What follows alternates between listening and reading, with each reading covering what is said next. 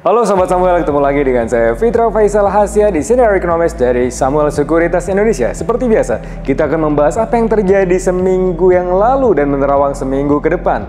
Pekan yang lalu ada beberapa berita yang positif ya, terutama dari sisi trade balance. Bagaimana trade balance kita surplus, bahkan surplusnya di atas konsensus 3,45 billion US dollar. Konsensusnya hanya sekitar 1,9 billion US dollar. Berita bagus. Tapi masalahnya kita melihat bagaimana surplusnya itu sebenarnya bukan dipicu karena pertumbuhan ekspornya itu tumbuh signifikan, karena ternyata ekspornya masih tumbuh di bawah konsensus 4,48% dibandingkan konsensus yang 6,5%. Ternyata salah satu penyebab kenapa surplus neraca perdagangan kita di bulan yang lalu itu cukup tinggi adalah salah satunya karena impornya jatuh menjadi 2% ya turunnya. Nah, kenapa ini terjadi? Karena ternyata ada tekanan dari sisi ongkos produksi, terutama dari sisi nilai tukar yang membuat harga-harga menjadi relatif lebih mahal sehingga produsen menahan impornya. Nah, ini sebenarnya berita yang bagus dan buruk sekaligus ya. Kita akan melihatnya bagaimana ke depan di bulan Februari dan juga bulan Maret. Mudah-mudahan ini sudah kembali normal karena tekanan pada rupiah sudah relatif lebih stabil. Dan kita juga melihat bagaimana juga di pekan yang lalu Bank Indonesia memutuskan untuk tetap mempertahankan suku bunganya 5,75%, mengingat tekanan pada rupiah belum betul-betul reda, meskipun angka inflasi sudah sangat rendah sekali di bulan Januari year on year 0,76%. Itu merupakan salah satu yang terendah semenjak 20 tahun terakhir, tahun 2000. Nah, ini sebenarnya di waktu normal ini menjadi salah satu indikasi untuk kemudian suku bunganya itu diturunkan. Tetapi karena memang tekanan pada rupiah itu masih cukup signifikan, terutama berasal dari eksternal, bagaimana kebijakan atau dinamika di Amerika Serikat itu masih sangat terus random ya, kita melihatnya kadang-kadang ke atas, kadang-kadang ke bawah, kadang-kadang ke barat, kadang-kadang ke timur. Ini yang kemudian membuat tekanan pada rupiah belum benar-benar reda, sehingga kemarin mempertahankan suku bunganya di 5,75% kami rasa merupakan sebuah keputusan yang sangat tepat.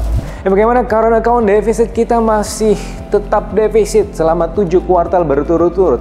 Tapi berita baiknya adalah defisitnya ini tidak terlalu signifikan. Kita melihat bagaimana konsensus ya, melihat bagaimana defisit kemarin itu harusnya berada di level 0,56% dari GDP, bahkan konsensus dari Samuel Sekuritas Indonesia itu 0,63% dari GDP, ternyata realisasinya 0,3% dari GDP ya. Untungnya saja itu defisitnya masih cukup rendah. Sebagaimana Bernadia, kita bicara mengenai Bernadia lagunya, untungnya dunia masih berputar, ini untungnya defisitnya tidak terlalu besar. Nah, tapi defisit yang tidak terlalu besar ini tentunya juga masih ada bentuk waspadaan berikutnya, karena ini belum betul-betul sustainable. Bagaimana dari sisi kewajiban ya, dari portofolio itu lebih banyak kemudian menumpuk surat utang ya, baik itu dari Bank Indonesia maupun dari pemerintah, 16 billion US dollar di tahun 2024, sebagai kalau dibandingkan dengan tahun 2022 bahkan itu minus 6 billion US dollar. Artinya ya di sini cukup fragile, meskipun bagus tapi cukup fragile. Jadi harus waspada. Jadi tepat sekali keputusan BI kemarin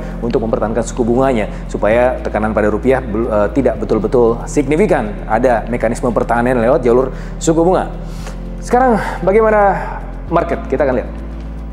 Oke, kita lihat sekarang market bagaimana. Sepertinya masih cukup baik ya perkembangan market di pekan ini, karena memang sentimen global belum betul-betul signifikan. Bagaimana pernyataan-pernyataan Trump mulai reda, dan kita juga melihat bagaimana perkembangan dari USD 10-year yang mulai kemudian jinak, dan ini artinya bahwa ada potensi peningkatan capital inflow ke emerging markets, tak terkecuali Indonesia. Tapi melalui correlation matrix kita melihat bahwa ada potensi flowing capital itu lewat jalur obligasi. Memang agak timpang ya, lebih banyak di obligasi ketimbang ke equity market.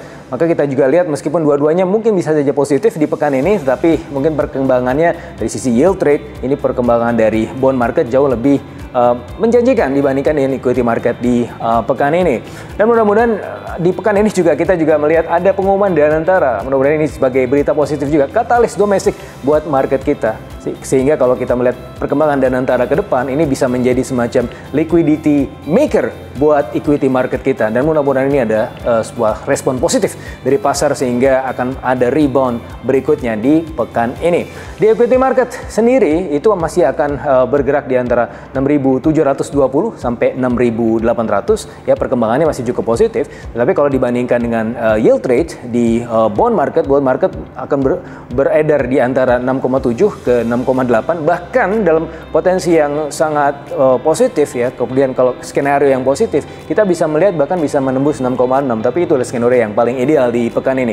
Masih akan berada dalam rentang 6,7 sampai 6,8.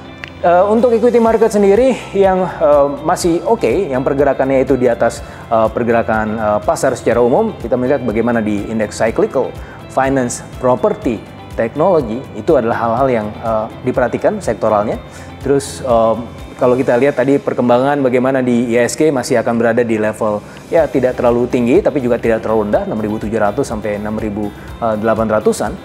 Di bond market sementara ini tadi saya juga sudah sampaikan antara 6,7 6,8 bisa ke 6,6, yang saling berkaitan dengan tren itu adalah sebenarnya tren yang jangka pendek. Bagaimana di jangka pendek itu sekarang sangat dinamis pergerakannya dan kemungkinan akan mendapatkan potensi capital gain paling tinggi dibandingkan yang di jangka panjang.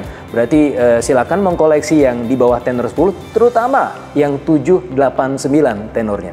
Itu saja dari kami. Terima kasih dan selalu mempercayakan investasi portofolio Anda kepada kami, Samuel Sekuritas Indonesia. Salam.